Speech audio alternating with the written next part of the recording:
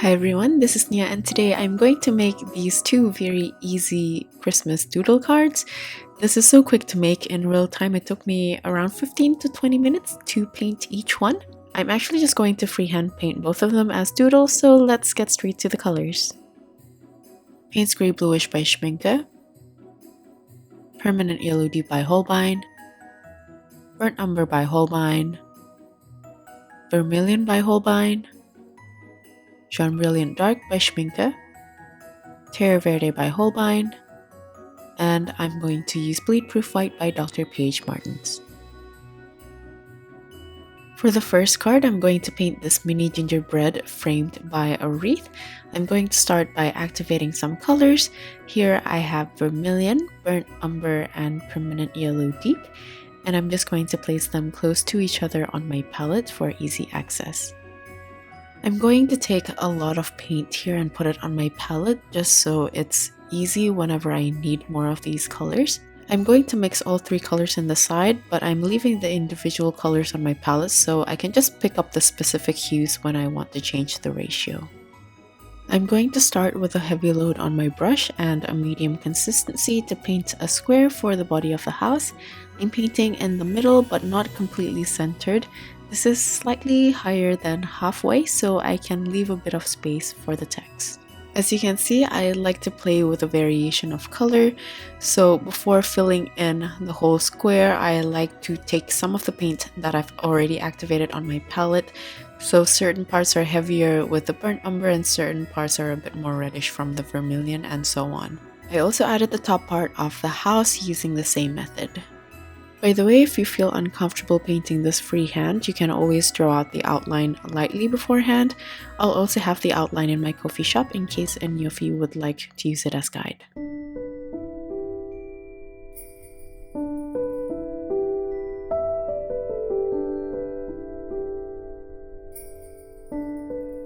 Since the base color is really wet, I'm going to move on to paint the wreath. For the wreath, I'm going to use a mix of Permanent Yellow Deep, Terre Verte, Payne's Grey Bluish, and some Jaune Brilliant Dark. I'm looking for a pastel sage green as the color, and I'm starting with a thick consistency and a light brush load to paint a circle with disjointed lines. This is for the stem of the leaves. It's preferable to have the gingerbread house right in the middle, but you can see that I've made a bit of a mistake here, but it's okay. I'll just try to fix it as I go, which is what I'm starting to do here by extending the branch downwards in order to fill the empty space on top. However, I don't want to overdo this and I don't want the leaves to be too close together since I'm going to add other features as well. I'm just going to keep adding more leaves until it reaches the other side, and I'm using a medium consistency generally to paint on the leaf so the colors won't fade as much as it dries.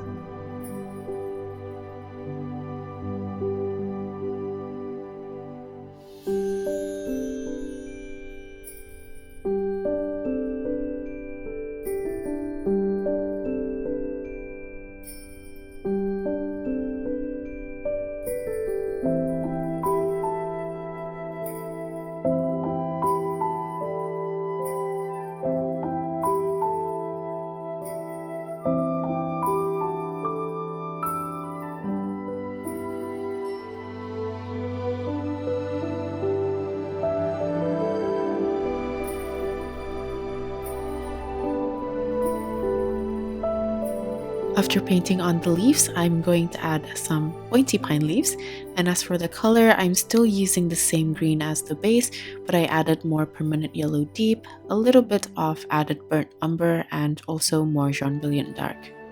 I'm still sticking to the pastel color theme, but this time I just want the color to look a bit more yellow and earthy. To paint the pine leaves, I like to place them in between the leaves that I've already painted, and they're going to grow from the same stem. And I just basically made single brush strokes to paint the pointy leaves upwards and slightly fanning outwards. I personally love this combination of leaves, and after painting this one, I actually had an idea of turning these features into another doodle in the coming weeks. So if you're interested, please stick around to catch the tutorial and let me know if you notice it in the comments. I feel like I have a pretty good distribution here, and I'm going to add some red berries for some pop of color. I'm using a thick consistency of vermilion, and I'm just going to paint tiny little circles randomly around the wreath. I also left out some white dots for the highlights, but you can also fill the whole circle, then use bleed proof white to add the highlights once it's completely dry if you would like.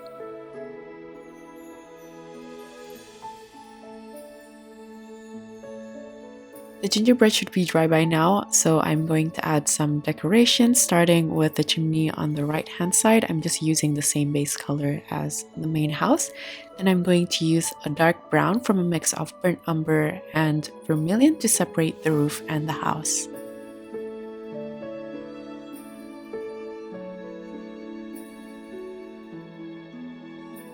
Once I'm done, I'm going to add the decorations. I'm going to start with a thick consistency of vermilion to paint a heart. And for the rest of the decorations, I'm just going to use a thick consistency of bleed-proof white to act as royal icing. I'm going to add the main features like the door and the windows. And as for the rest of the decorations, you can add anything you want.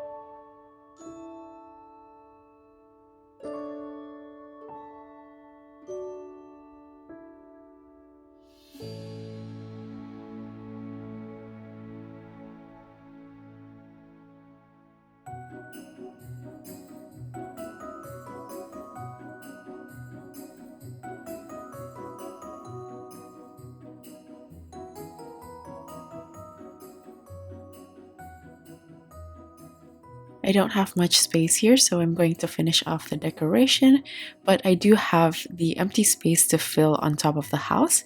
I'm just going to fill it with some light blue circles as snow, using a mix of Payne's Grey Bluish with a bit of bleed-proof white in a thin consistency.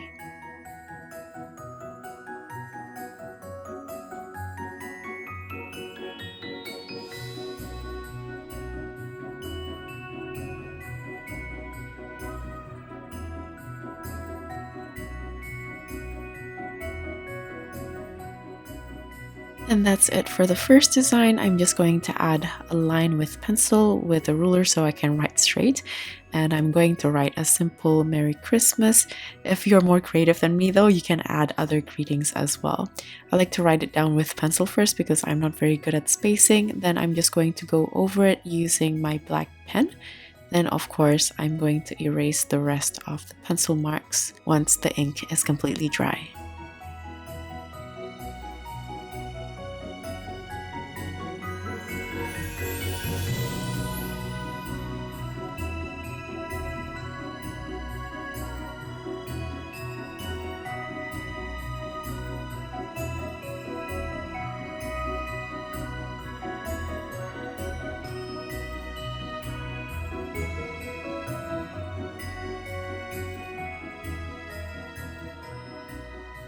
So this is the completed card. Now let's move on to the next one where we'll be doodling some pine trees in different shapes and sizes.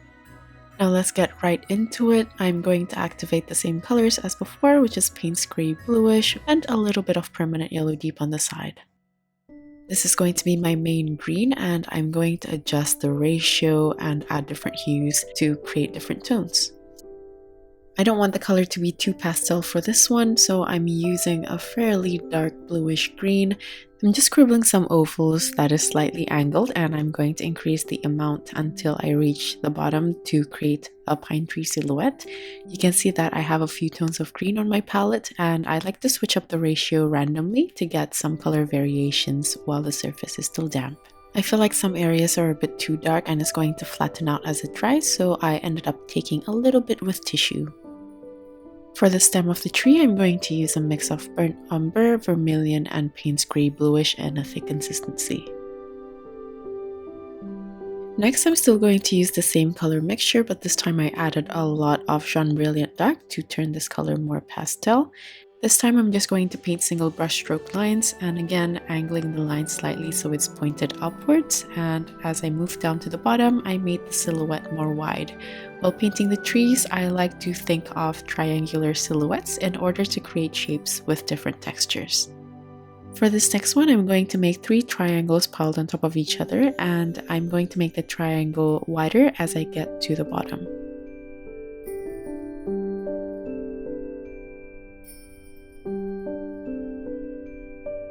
Moving along to the next tree, I'm going to make a rounded triangle at the top, and at the bottom I'm going to add the oval scribbles.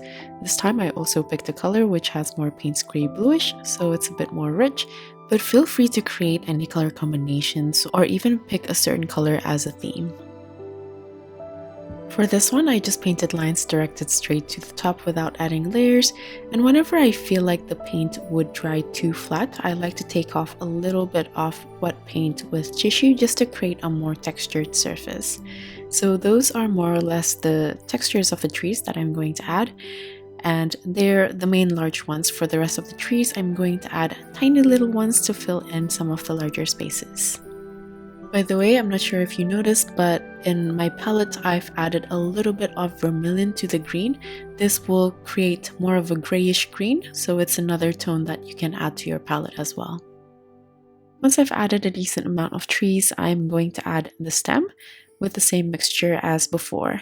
For some of the larger trees, it's okay to paint it if the surface is still damp, but be careful with the smaller ones because the paint might travel too much.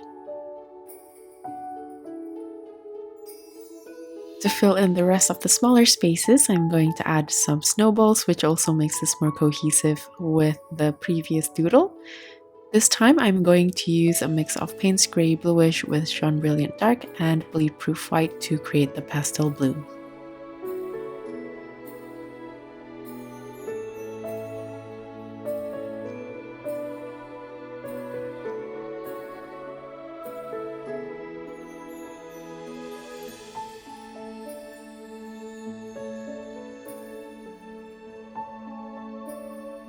To add some accent colors, I'm going to use a thick consistency of permanent yellow deep and paint on stars on top of the larger trees. And if some of the trees are a little bit too small to add a star shape, I would just add yellow dots. Now let's add the scribbles and the doodles on top of the trees. I'm going to use a thick consistency of the same color mixtures, which is a little bit more heavy on the Payne's gray bluish, so there's enough contrast for the values. And for some trees, I'm also going to add some red decorations, which I'll use a thick consistency of vermilion.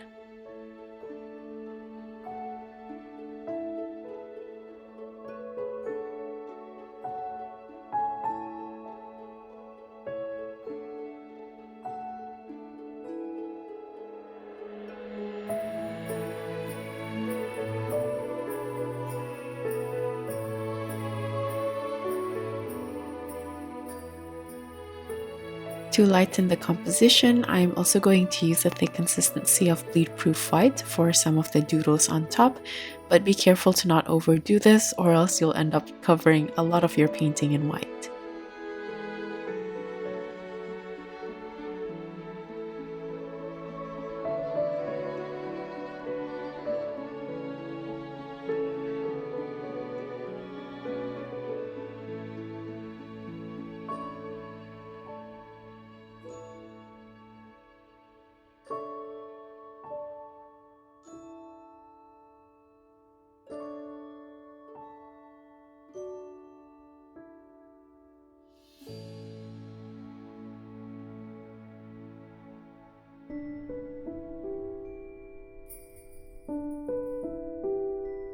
I think this is pretty much done, but for some reason I wanted to expand the composition slightly, so I'm going to add a couple more small trees.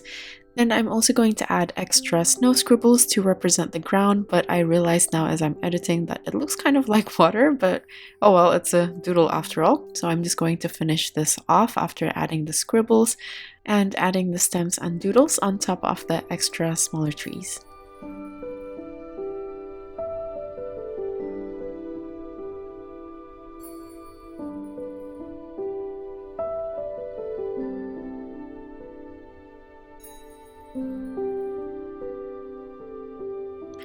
Since I'm done, I'm going to add the writing. I'm going to write it in the same font for the sake of consistency, but this time though, because the composition is slightly lower, I'm just going to write it all in one line instead of two. Of course, if you can hand letter something, you can do that as well in different types of fonts for the typography. I think any type of font would work pretty well for this design, maybe not some ancient calligraphy, but something a bit more modern. But anyway, here are the two designs. I hope that these doodles are simple enough for you to do for last minute Christmas cards, and like usual, the list of tools as well as my social media links will be in the description box. Thank you so much for watching till the end, and I'll see you guys at the next one. Bye!